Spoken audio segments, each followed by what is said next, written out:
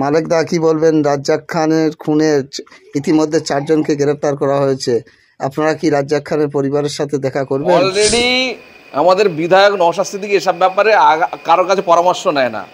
তিনি ভাঙড়ের বিধায়ক, যে দলই করুক, ভাঙড়ের মানুষ মারা গেছে, তানার বিধানসভা এলাকার মানুষ মারা গেছে। তিনি আগাম জানিয়ে দিয়েছেন যে আমি সর্বতোভাবে ওই পরিবারের পাশে আছি এবং এই আসামি ধরার ক্ষেত্রে সঠিক আসামি খুঁজে বার করার জন্য সর্বোচ্চ সহযোগিতা করতে উনি রাজি আছেন।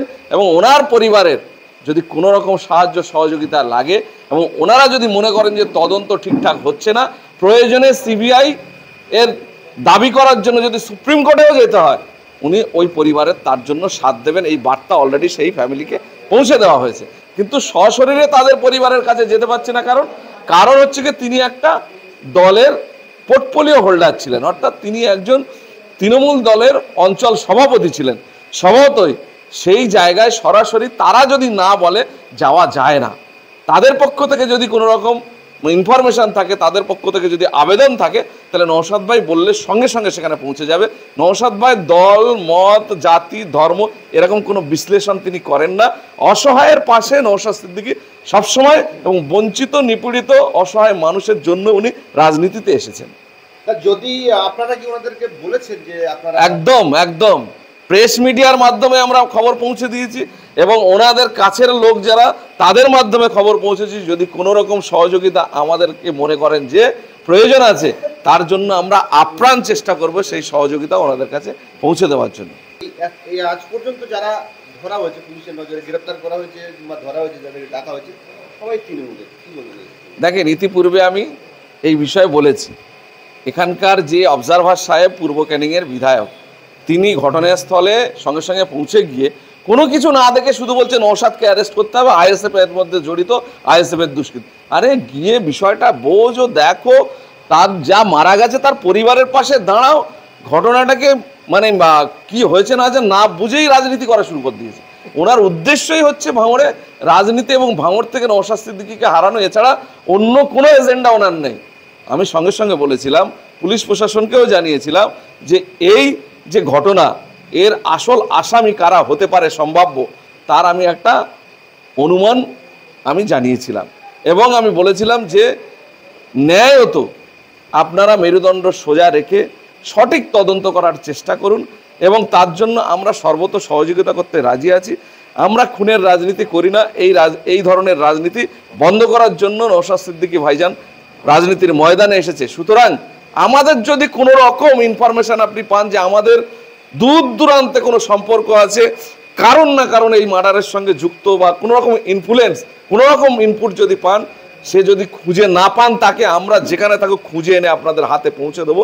শুধু আমাদের তথ্য প্রমাণ সহ আপনারা যদি দোষী মনে করেন তাকে, তো আমি পার্সোনালি অনুরোধ করেছিলাম এবং আমাদের বিধায়ক সাহেব অনুরোধ করেছিল যে তদন্ত যেন কারো কথায় প্রভাবিত না হয়। সঠিক আসামি যদি খুঁজে না পাওয়া যায়, এবং শুধু আসামি নয়, এই আসামিদেরকে যারা পরিচালিত করছে, যারা ইন্ধন দিয়ে এই কাজ করাচ্ছে, তারা যদি ধরা না পড়ে, তাহলে ভাঙড়ে আপনি এই 7টার জায়গায় 20টা থানা বানালেও আপনি মার্ডার, খুন, জখম বন্ধ করতে পারবেন না। কারণ যারা আসামি তারা যদি ধরা না পড়ে, যারা নির্দোষ মানুষ তারা ধরা পড়ে যাবে, আসামিরা হাসবে যে আবারও এই কাজ করে উদ্বুদ্ধ হবো, কোনো অসুবিধা নেই। সেই কারণে আমরা দাবি করেছিলাম এবং আমরা খুব শঙ্কিত ছিলাম যেভাবে পুলিশ প্রশাসনকে এই শাসক দলের নেতারা প্রভাবিত করে, তাতে করে সঠিক সত্য ধারে বারে পৌঁছাতে পারে না। তার আগে নেতাদের পরামর্শ অনুযায়ী পুলিশকে চলতে হয়। এক্ষেত্রে আমরা ক্যালকাটা পুলিশকে ধন্যবাদ দেব। তারা মেরুদণ্ড সোজা রেখে নেতাদের কথায় প্রভাবিত না হয়ে সঠিক যারা এই খুন, এই মারাত্মক নোংরা খুন যারা করেছে, জঘন্য কাজ যারা করেছে, তাদের ধরার বা তাদের খুঁজে বার করার চেষ্টা করছে। আরে রাজ্জাক কোনো না কোনো পরিবারের তো সদস্য, তারও তো ভাই আছে, তার তো মা আছে, তার তো সন্তান আছে, তার তো স্ত্রী আছে, তার তো বোন আছে। আরে মানুষ কেন মার্ডার হবে? তার পরিবারের আজকে কি হবে? তার ছেলে মেয়েগুলোর কি হবে? আমরা কিন্তু এইগুলো, যেদিন আমি কলকাতায় আমাদের প্রোগ্রাম ছিল, আমি বাড়ি এসে নেমেছি, আর আমার সাংবাদিক বন্ধুরা পরের পর ফোন করে আসছে যে এই ঘটনা ঘটেছে, আপনি কিছু জানেন? আমি একদম হতচকিত হয়ে গেছি যে কিভাবে হলো এই ঘটনা, একটা মার্ডার কিভাবে হতে পারে? একটা জলজান্ত যুবক, তরতাজা ছেলে, তাকে প্রাণে মেরে নৃশংসভাবে গলা কেটে হত্যা করা, এই নারকীয় ঘটনা মানে ভাবা যায় না। কিন্তু মানে ঘটিয়েছে ওরা, ওদের কি স্বার্থ ছিল।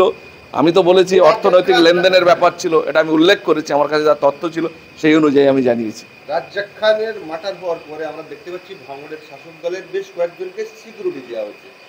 আপনিও বিরোধীদের অর্থাৎ আইএসএফ এর যথেষ্ট গুরুত্বপূর্ণ নেতা, আমি বলে দিই নিশ্চয়ই তারা সিকিউরিটি মানে নিরাপত্তার অভাব বোধ করছে, সেই জন্য তারা সিকিউরিটি চেয়েছে, কিন্তু আপনি গুরুত্বপূর্ণ একজন নেতা, আপনার কি সেই রকম না না না, এখানে একটা বিষয় আছে, ভালো করে বোঝার ব্যাপার আছে। রাজনীতি থেকে জনগণ যখন বিচ্ছিন্ন হয়, অর্থাৎ জনগণের থেকে কোনো রাজনৈতিক দল যদি বিচ্ছিন্ন হয়ে যায়, তার নেতারা তখন মানে ইনফিউরিটি এতে ভোগে আর কি, মানে ইনফিউরিটি কমপ্লেক্স যাকে বলে, এই আমায় মেরে দিতে পারে, এই আমায় এই করতে পারে, এই মানে আতঙ্ক, যেটা মানে আমি যে অত্যাচার করে রেখেছি সেই অত্যাচারের ফল আমাকে রিটার্ন আসতে পারে, এইটা যখন মানুষ সেই দলের পাশ থেকে সরে যায়, এই পরিস্থিতি তৈরি হয়।